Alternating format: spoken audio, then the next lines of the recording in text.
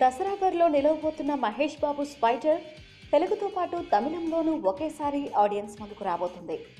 తెలుగులో ఈ సినిమా రైట్స్ను దక్కించుకునేందుకు చాలా ఏరియాలకు సంబంధించిన డిస్ట్రిబ్యూటర్లు ఆసక్తిగా ఎదురుచూస్తున్నారు. అయితే చిత్ర నిర్మాతలు ఇంకా ఈ సినిమాకు సంబంధించిన బిజినెస్ను మొదలు పెట్టలేదని ఇండస్ట్రీ వర్గాలు అంటున్నాయి. ఇదిలా ఉంటే తమిళంలో ఈ సినిమాను ప్రముఖ నిర్మాణ డిస్ట్రిబ్యూషన్ సంస్థ అయిన లైకా ప్రొడక్షన్స్ దక్కించుకుందని వార్తలు వినిపిస్తున్నాయి.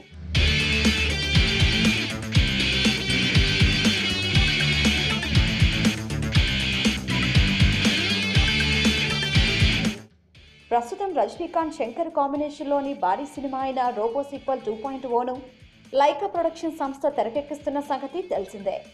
ఇక అదే సంస్థ స్పైడర్ సినిమాపై ఎంతో ఆసక్తిని ప్రదర్శించింది. ఈ సినిమా తమిళ హక్కులను మంచి రేటుకు కొనుగోలు చేసిన లైకా ప్రొడక్షన్స్ కోలీవుడ్లో ఈ నయా మూవీని భారీ ఎత్తున రిలీజ్ చేయడానికి ప్లాన్ చేసినట్టు తెలుస్తోంది. దర్శకుడు మురుగదాస్ పై ఉన్న నమ్మకంతోనే లైకా ప్రొడక్షన్ సంస్థ ఈ సినిమా కోలీవుడ్ రైట్స్ను కొనుగోలు చేస్తుందని తమిళ సినీ వర్గాలు అభిప్రాయపడుతున్నాయి.